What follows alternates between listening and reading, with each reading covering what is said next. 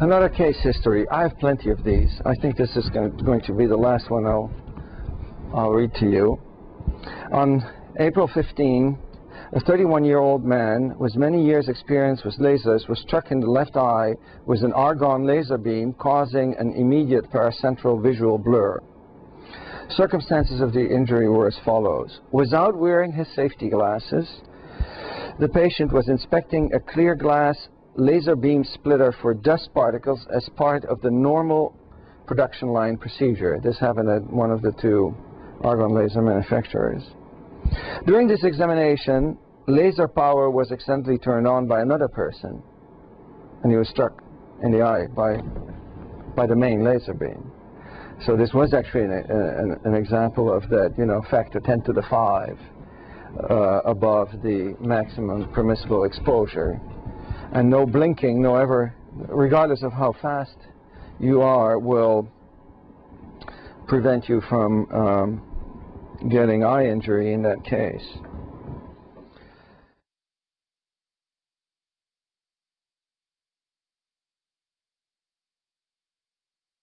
When working with lasers, I hope I've made it clear that it's not good enough to have thought about it, not good enough to have laser goggles lying around. You need them on your nose, and the correct ones. And the progress that has been made in designing safety glasses is enormous. We work with, in our lab, with lasers that emit both in the visible and the infrared, and usually multiple wavelengths cause problems because, you know, the more you cut out from the electromagnetic spectrum, the less you see. But it is now almost always possible to find glasses that protect you from most hazards in a laser lab while still allowing you to do your job. Of course, you don't see the beam, which you may need to align, but there are plenty of other things you can do, like for instance for an infrared beam, which you don't see anyway. You can use a little fluorescent card that converts the wavelengths, and you can use that to follow the beam path. So looking for glasses is not the only thing you need to do. You also need to look for a procedure to align the beam to allow you to still see the beam with your safety glasses while wearing your safety glasses. It's important to post appropriate warning signs and to have pairs of goggles for visitors.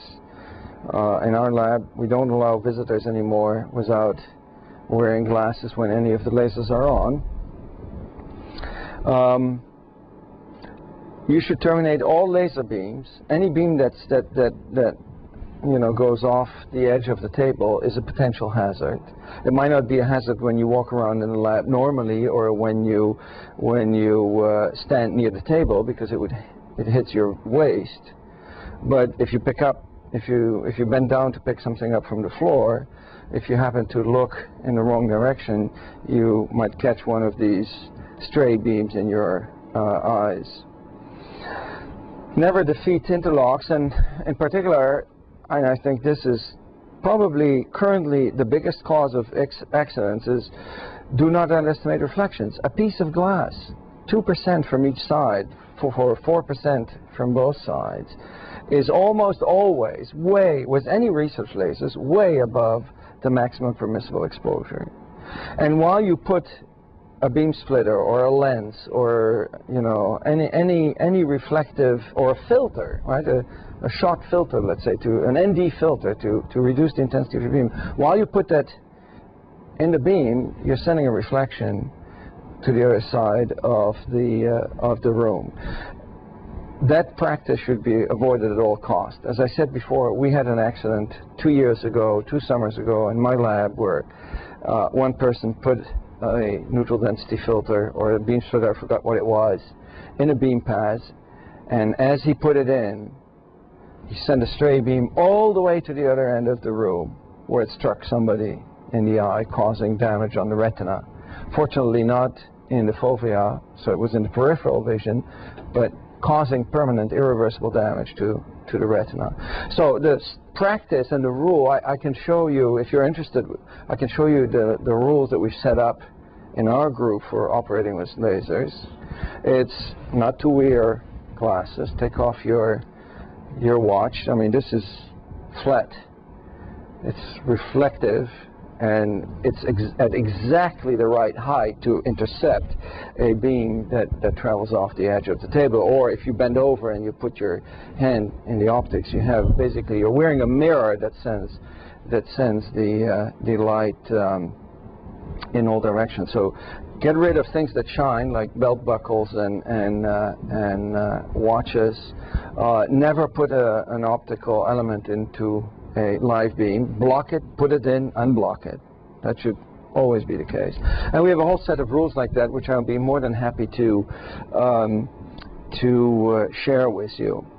And if you're wearing glasses, optical glasses, you can apply to the safety committee for having safety glasses that are prescription safety glasses, so that you don't need to wear two glasses on top of one another.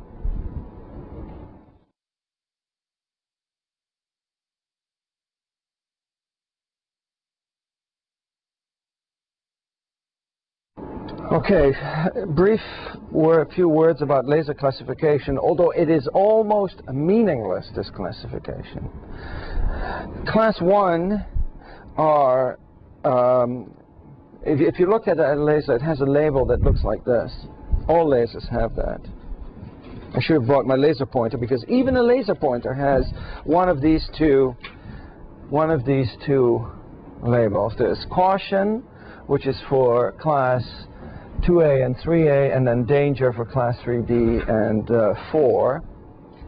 The only lasers that can be unlabeled are class 1 lasers, and there's been such progress in diode lasers that I'm not aware of any class 1 lasers being manufactured. In other words, if you go to Harvard Square and you buy a little laser pointer, it's class 2. If you open up a laser printer, you know, it's class 2 or 3. And you can quickly see whether it's class 1, class 2 or 3, or 3 or 4 by looking at the labels. There's no label, but I challenge you to find a laser that has none of these labels on there. All of the laser pointers have a caution label, and all of the research lasers basically have a danger label. So class 2 is injury only if viewed directly. For example, 0.3 milliwatt helium neon. But as I said to you, right now most laser diodes are 1 to 2 milliwatt. Class 3A, no injury to the unaided eye, but only when focused.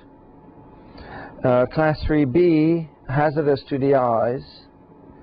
For instance, a helium neon laser of more than 1 watt. And I think that right now the diode lasers are sort of on the border between class 2 and class 3B. And class 4 is hazardous to the eyes and the skin.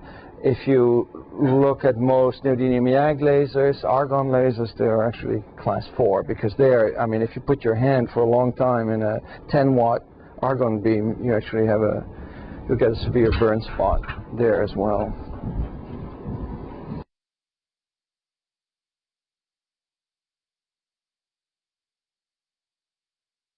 It turns out that there are more laser-related injuries of electrical origin than actually there are eye injuries, because people open up power supplies, and, you know, as I said, many have charged capacitors which remain charged for months after you've turned off this laser, or they have high voltage circuits that you have to be aware of. There are 4 fatal electrocutions from lasers typically in any given year in the US. Some of the effects of electrical shock are written down here. Go anywhere from muscular contractions to nervous system damage and death through heart failure. So if you ever need to remove the cover of your laser, or look at the power supply, or open it up, even if it's unplugged, even if it has been unplugged and off for weeks, you should treat it as if everything inside there is live. Never work alone on any high voltage circuit, and most lasers have parts of the circuit that is high voltage, either to create a discharge or to charge capacitors, you name it. The only exception to that is perhaps a diode laser. Consider any floor conductive and any shoes you have conductive, and use only one hand if you need to, so that you'd never close a circuit. I myself got once severely electrocuted because I touched a metal lamp that was through which the wiring, the isolation of the wiring was frayed around it, so the metal of the lamp touched the hot lead of the cable inside. So I grabbed it. I got a shock, and the result of the shock was my muscles to contract. So my hand was just stuck around that lamp. My feet were on a carpet, so I was not conducting. But I lost my balance, and I grabbed the radiator that was nearby. I couldn't let go anymore. I was just standing there, and it's just at some point I somehow just collapsed and let go. But otherwise, I remember that feeling. I felt just completely powerless. I couldn't do anything. Couldn't relax my muscles. So that's why, in general, you should use the back of your hand if you get close, so that you pull it back rather than towards the source. Use tools with insulated handles, and remove things like watches, especially when we're working with high voltage. Anything that's metallic, rings, jewelry. And as I said before, take extra care with capacitors. Many CO2 lasers have, huge capacitors that store, one capacitor can easily store 70 to 100 joules of electrical energy, and they can keep that for a long, long time.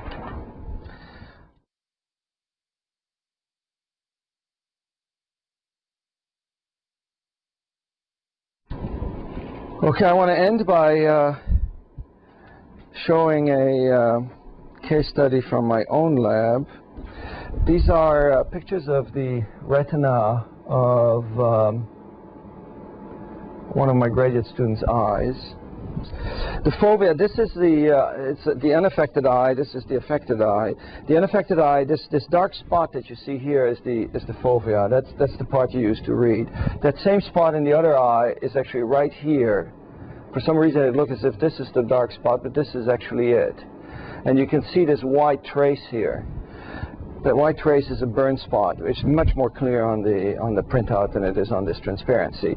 What was happening is that the student of mine was aligning a pulse compressor of a short pulse titanium sapphire laser. How many of you work with short pulse lasers? Only Catherine, who works in my group. Everybody else is CW lasers? Okay. Pulse compressor is a device that's basically part of the laser in a short pulse titanium sapphire laser. It consists of two gratings, where the beam hits one grating, gets dispersed in space, spread out in space, hits another grating, and then reflects back.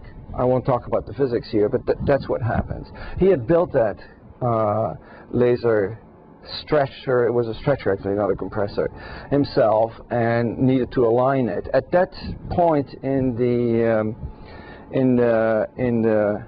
stage of laser beam generation, there's only about 15 microjoules of laser energy, very little energy, 15 microjoules. So he was aligning it, and he bent over that compressor right at the spot where the beam was traveling up. And it turned out that one of the two gratings was not completely well aligned, so a little bit of that spread out beam missed the second grating. All right, let's see. It's like this. So, boy, this is stuck. So the laser beam comes in, spreads out, and it spread out a little bit too much. It spilled just over the edge of past the edge of that second grating. And this was just a little bit of that 15 microjoule, and a little bit of that 15 microjoule hit him in the eye. The reason it's a line is because, you know, the grating spreads it out in a line, and it came right into his eye. So it was a fraction, a small fraction of 15 microjoule. He bent over, he immediately saw this flash, but it was too late. And he can't read with that eye anymore.